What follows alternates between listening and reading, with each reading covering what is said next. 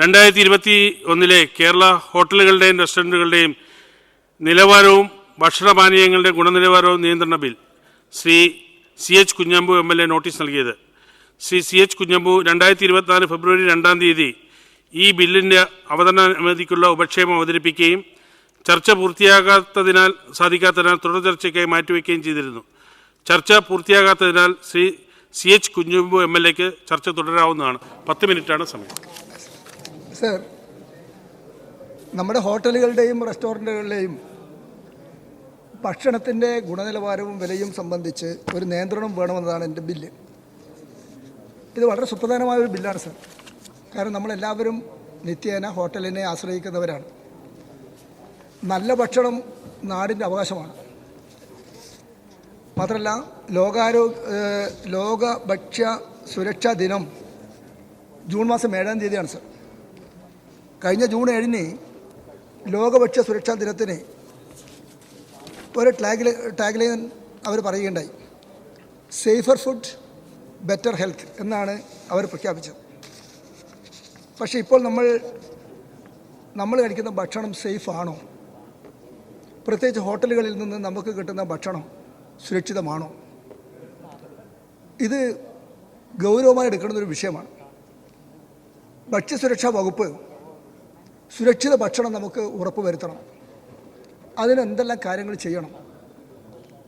അതിന് ഒരു നിയമനിർമ്മാണം തന്നെ ആവശ്യമാണ്. അതുകൊണ്ടാണ് ഞാനിങ്ങനെ ഒരു പ്രൈവറ്റ് ബില്ല് കൊണ്ടുവന്നത്. ഈ ബില്ല് കൊണ്ടുവരുന്നതിന് തൊട്ട് മുമ്പ് എൻ്റെ നാട്ടിലൊരു സംഭവം നടക്കേണ്ടായി. ദേവനന്ദ എന്നൊരു പെൺകുട്ടി പരീക്ഷ കഴിഞ്ഞ് ഒരു ഹോട്ടലിൽ സുഹൃത്തുക്കളുമായി പോയി ഭക്ഷണം കഴിച്ച് ആ കുട്ടി അന്ന് തന്നെ മരണപ്പെട്ടു. നമ്മളെല്ലാവരെയും ദുഃഖിപ്പിച്ച ഒരു സംഭവമായിരുന്നു അത്. ഹോട്ടലിൽ നിന്ന് ഭക്ഷണം കഴിച്ചതിൻ്റെ പേരിൽ ജീവൻ നഷ്ടപ്പെടുക എന്ന് പറഞ്ഞാൽ അതൊരു വലിയ പ്രശ്നമാണ്. നമ്മളെ നാടിനെ ദുഃഖിപ്പിക്കുന്ന വലിയ വേദന ഉണ്ടാക്കുന്നൊരു സംഭവമാണ്. 2 വർഷം മുമ്പാണ് തിരുവനന്തപുരത്തെ ഒരു ഹോട്ടലിൽ നിന്ന് ഷവർമ്മ കഴിച്ച് ഒരു വിദ്യാർത്ഥി ബാംഗ്ലൂരിലെത്തിയപ്പോൾ മരണപ്പെട്ടത്. അപ്പം എങ്ങനെയാണ് നമുക്ക് ഹോട്ടലുകളിൽ ധൈര്യത്തോടു കൂടി പോയി ഭക്ഷണം കഴിക്കാൻ കഴിയുക? ഇതാണ് പ്രശ്നം. അപ്പോൾ അതുകൊണ്ട് ഈ ഭക്ഷണം എന്നത് മനുഷ്യൻ ഭയന്ന് കഴിക്കേണ്ടുന്ന, പേടിച്ച് കഴിക്കേണ്ടുന്ന ഒരു അവസ്ഥയിലേക്ക് നമ്മുടെ നാടെത്തിയാൽ നമുക്കെങ്ങനെ ജീവിച്ച് മുന്നോട്ട് പോകാൻ കഴിയുമെന്നാണ് സർ പ്രശ്നം. ഇപ്പോൾ ഭക്ഷ്യ ഉൽപ്പാദന കേന്ദ്രങ്ങളുണ്ട് നമ്മുടെ. അത് തട്ടുകട മുതൽ 5 സ്റ്റാർ ഹോട്ടൽ വരെ ഉള്ള മേഖലകളിലാണ്. ഇവിടങ്ങളിൽ ഉണ്ടാക്കുന്ന ഭക്ഷണം, അതിനുപയോഗിക്കുന്ന മെറ്റീരിയൽ അതെവിടെയെങ്കിലും പരിശോധനയ്ക്ക് വിധേയമാക്കുന്നുണ്ടോ? ഇപ്പോൾ ഭക്ഷണം പാകം ചെയ്യണമെങ്കിൽ വെള്ളം വേണം. ഫിൽട്ടർ ചെയ്ത വെള്ളമാണോ സർ നമ്മുടെ ഭക്ഷണം പാകം ചെയ്യാൻ വേണ്ടിയിട്ട് ഉപയോഗിക്കുന്നത് ഹോട്ടലുകളിൽ? അത് പരിശോധിക്കേണ്ടതാണ്. പല സ്ഥലങ്ങളിലും പല ഹോട്ടലുകളിലും ഉപയോഗിക്കുന്ന വെള്ളം അത് മനുഷ്യൻ്റെ ജീവന് ഹാനികരമാകുന്ന, മനുഷ്യ ശരീരത്തിന് ഹാനികരമാകുന്ന വെള്ളമാണ് ഉപയോഗിക്കുന്നത് എന്നത് എത്രയോ പഠനങ്ങളിലൂടെ വ്യക്തമായിട്ടുണ്ട്.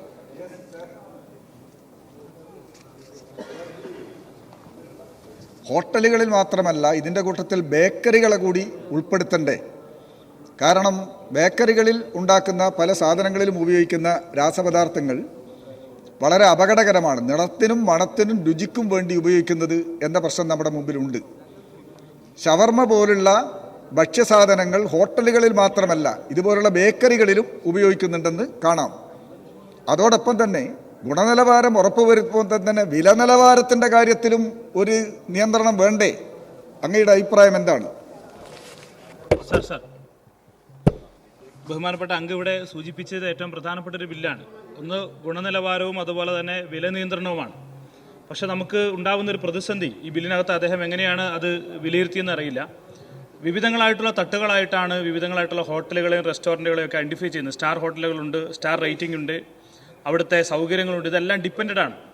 എന്നാൽ കാറ്റഗറി ചെയ്ത് ഇങ്ങനെ വിവിധ തട്ടുകളെ തിരിച്ചിരിക്കുന്ന ഇത്തരം മേഖലകളിൽ വില നിയന്ത്രണം നമ്മൾ ഏത് രൂപത്തിൽ നടപ്പിലാക്കണമെന്നുള്ളതാണ് അങ്ങ് ഉദ്ദേശിക്കുന്നത് എന്നും, അതോടൊപ്പം തന്നെ ഒറ്റ കാര്യം കൂടി, നേരത്തെ ഇവിടെ സൂചിപ്പിച്ചതുപോലെ നമുക്ക് എല്ലാ കാര്യങ്ങളും പരിശോധിക്കാനുള്ള അവസരമുണ്ട്. നേരത്തെ ഹോട്ടലുകളിൽ കിച്ചണിൻ്റെ ഭാഗത്തേക്ക് നോ എൻട്രി എന്നുള്ള ബോർഡുകളാണ് ഉണ്ടാകുന്നത്. ഇപ്പോൾ ഓപ്പൺ കിച്ചണുകളുടെ കാലഘട്ടമാണ്. അപ്പോൾ കിച്ചണുകൾ ഓപ്പൺ ആയാൽ കുറച്ചുകൂടി ഇത് നോക്കിക്കാണാൻ വേണ്ടി കഴിയുന്ന സാഹചര്യം പൊതുജനങ്ങൾക്ക് ലഭ്യമാവില്ലേ? അതെങ്ങനെയാണ് അദ്ദേഹം ഈ ബില്ലിൽ പറയുന്നതെന്നാണ് സൂചിപ്പിക്കുന്നത്. എൻ്റെ ബില്ലിൽ ഈ പ്രശ്നങ്ങളൊക്കെ വരുന്നുണ്ട് സാർ. അതിൽ ഹോട്ടൽ വരുന്നുണ്ട്, തട്ടുകട വരുന്നുണ്ട്, വലിയ റെസ്റ്റോറൻറ്റുകൾ വരുന്നുണ്ട്, കാറ്ററിംഗ് വരുന്നുണ്ട്, ബേക്കറി വരുന്നുണ്ട്, ഇവിടങ്ങളെല്ലാം വരുന്നുണ്ട്. മാഷ് സൂചിപ്പിച്ചതും പിന്നെ ഇവിടെ മറ്റംഗം സൂചിപ്പിച്ചതും എല്ലാം തന്നെ നമ്മൾ ഇന്ന് അനുഭവിക്കുന്ന ഏറ്റവും പ്രധാനപ്പെട്ട പ്രശ്നം തന്നെയാണ്. വെള്ളം മുതൽ അത് ആരംഭിക്കുന്നു. നമ്മൾ ഒക്കെ ഹോട്ടലുകളിൽ പാകം ചെയ്യുന്ന ഭക്ഷണത്തിന് ഉപയോഗിക്കുന്ന വെള്ളം മുതൽ ആരംഭിക്കുകയാണ്. അവിടെ നമ്മളിപ്പോൾ ഏതൊരു ഹോട്ടലിൽ പോയാലും നമ്മൾ കഴിക്കുന്ന ഭക്ഷണത്തിൻ്റെ പിന്നെ ധാന്യങ്ങളിൽ അവർ വാങ്ങുന്ന മറ്റു കടകളിൽ നിന്നായിരിക്കും. ഈ കൊണ്ടുവരുന്ന ധാന്യങ്ങളിൽ തന്നെ മായം ചേർത്ത ധാന്യങ്ങളാണ് പല ദിക്കിലും വിതരണം ചെയ്യുന്നത്. അപ്പോൾ തുടക്കം മുതൽ തന്നെ ഈ മായം ചേർത്തതും കെമിക്കൽ ചേർത്തതും മനുഷ്യൻ്റെ ജീവന് ഹാനികരവുമാകുന്ന നിലയിലേക്കാണ് കാര്യങ്ങൾ പോകുന്നത് നമുക്കറിയാം. ഇപ്പോൾ എണ്ണ ഉപയോഗിക്കുന്ന എണ്ണ ഏറ്റവും വില കുറഞ്ഞ എണ്ണയാണ് ഉപയോഗിക്കുന്നത്.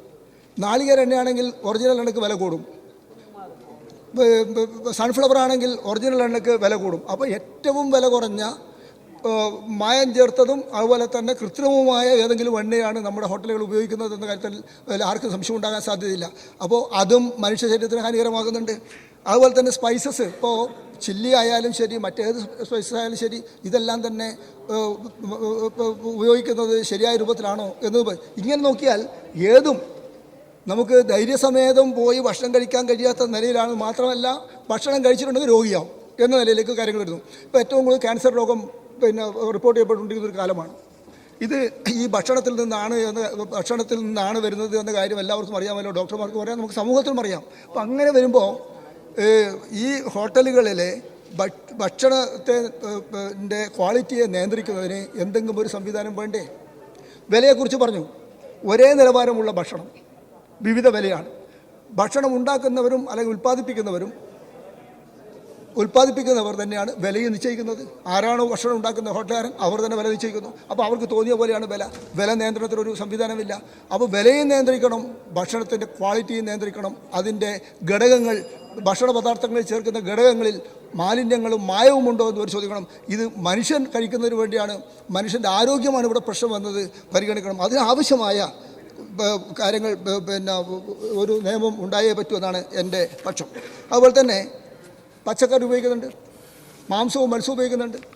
മാംസവും മത്സ്യവും, പ്രത്യേകിച്ച് മത്സ്യം കടലിൽ നിന്ന് മത്സ്യം പിടിക്കുന്നു, നമുക്ക് നമ്മുടെ വിപണന കേന്ദ്രത്തിലേക്ക് എത്തുന്നു, നമ്മുടെ മേശയിലേക്ക് എത്തുന്നു. ഈ മിക്കവാറും മത്സ്യം അതിനെ പ്രിസർവ് ചെയ്യുന്നതിന് വേണ്ടിയിട്ട് കെമിക്കൽ ചേർക്കുകയാണ്. മാസങ്ങൾക്ക് മുമ്പ് പിടിച്ച മത്സ്യമാണ് നമുക്ക് എത്തിച്ചേരുന്നത്. അതിന് ചേർക്കുന്ന കെമിക്കലുകൾ അത് മനുഷ്യൻ്റെ ശരീരത്തെ സാരമായി ബാധിക്കുന്നുണ്ട്. മാംസം സംരക്ഷിക്കുന്നതിന് വേണ്ടിയിട്ട് അവിടെയും കെമിക്കൽ ചേർക്കുന്നു. ഇത് ഫ്രീസറിൽ വെച്ചിട്ട് ദിവസങ്ങളോളം പിന്നെ സൂക്ഷിക്കുന്നു. തുടർ ചർച്ചയുണ്ട് സാർ, ഒറ്റ മിനിറ്റ്. പച്ചക്കറിയാണെങ്കിൽ അത് മറ്റ് സംസ്ഥാനങ്ങളിൽ നിന്ന് വരുന്ന പച്ചക്കറി ഇവിടെ ഉപയോഗിക്കുന്നത് എങ്ങനെയാണ് എത്രയോ വട്ടം നമ്മൾ ചർച്ച ചെയ്തതാണ്. അത് പെസ്റ്റിസൈഡ് അടിച്ച് അമിതമായി രാസപദാർത്ഥങ്ങൾ ചേർത്ത് ഉണ്ടാക്കിയ ഈ പച്ചക്കറിയാണ് ഇവിടെ കൊണ്ടുവരുന്നത്. അത് നമുക്ക് ഹോട്ടലുകളിൽ നിന്ന് ലഭിക്കുകയാണ്. ഇങ്ങനെ വരുമ്പോൾ ജൈവ പച്ചക്കറിയെക്കുറിച്ച് അവർക്ക് ചിന്തിക്കാൻ കഴിയില്ല, ശരിയായ മത്സ്യത്തെക്കുറിച്ച് അവർക്ക് ചിന്തിക്കാൻ കഴിയില്ല, നല്ല മാംസത്തെക്കുറിച്ച് അവർക്ക് ചിന്തിക്കാൻ കഴിയില്ല. അവർക്കെല്ലാം നൽകുന്നത് ഈ നിലയിലുള്ള തുടർ ചർച്ചയുണ്ട്. ഇപ്പോൾ സമയമില്ല, 10 മിനിറ്റ്. ഒരു മിനിറ്റ് കൊണ്ട് അവസാനിപ്പിക്കും, ഒറ്റ മിനിറ്റ് കൊണ്ട് അവസാനിപ്പിക്കുക.